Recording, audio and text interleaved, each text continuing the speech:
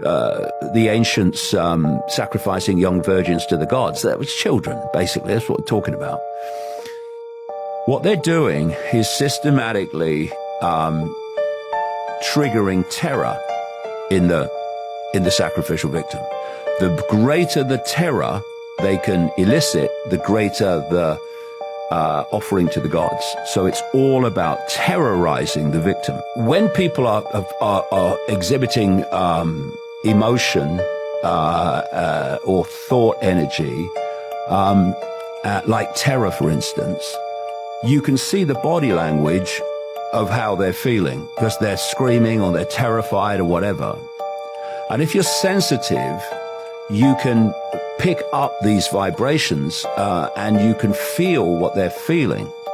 When people saying, "Oh, I'm fine, mate. Oh, honestly, I'm fine," but you can feel it. You're not fine, are you? You know what? It's just because you're mentioning this, because of all the issues we've been seeing on social media from Gaza.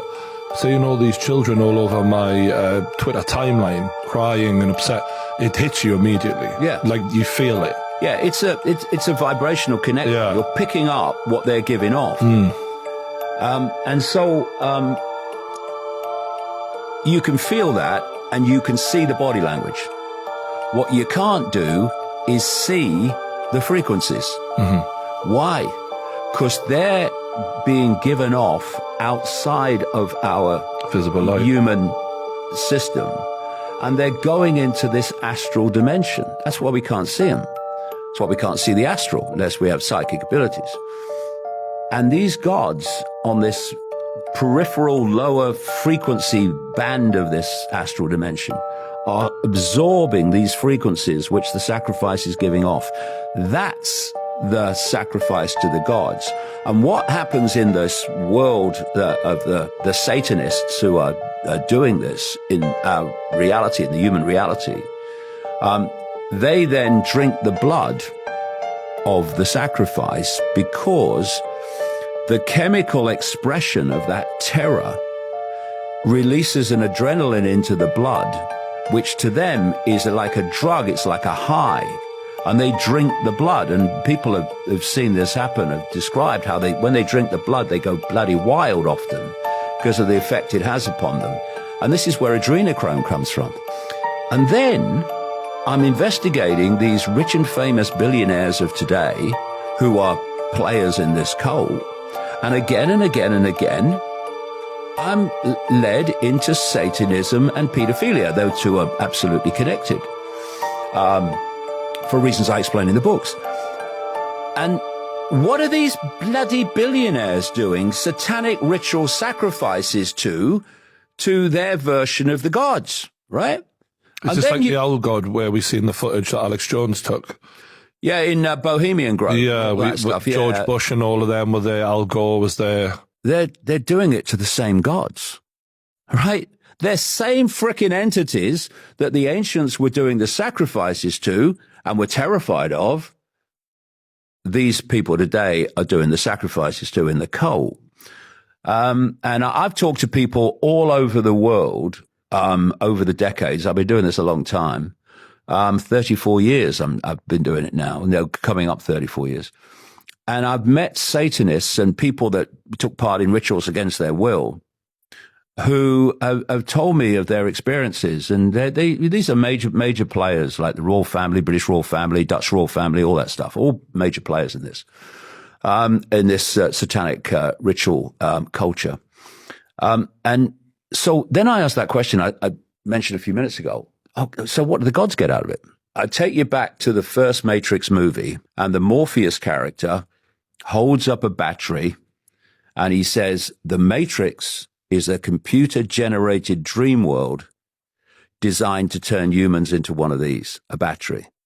And that's when a massive understanding started to come to me from many different sources, which I talk about in the books. These, quote, gods, these entities, are feeding off human energy, but it's a particular type of human energy.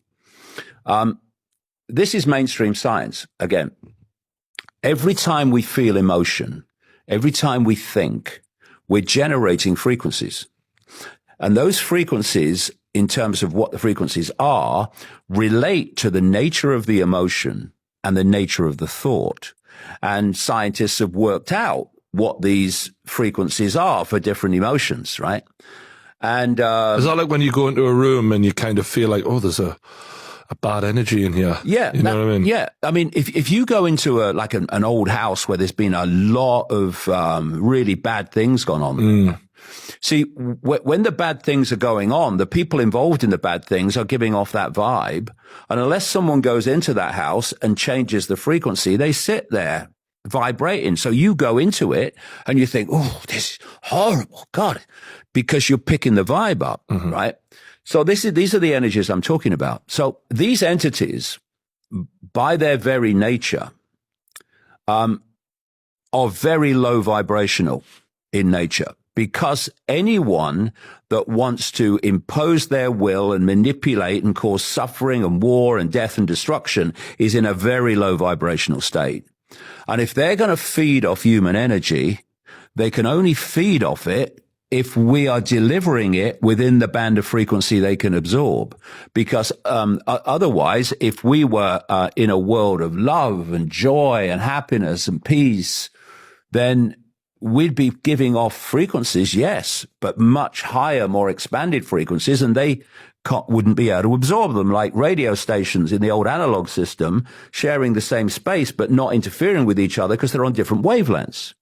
To give off the frequencies that they can absorb, we have to be in fear, anxiety, depression, resentment, regret. They must have had a field day over COVID. Well, yeah. I mean, Brian, look at what's happening as we speak in Israel, Gaza. Look what's happening in Ukraine. Look what happened in the First World War, Second World War. Look what they planned for the Third World War. And it's just an absolute explosion of low vibrational, emotional, particularly emotional, but mental too, energy, which they're feeding off. Now we can start to understand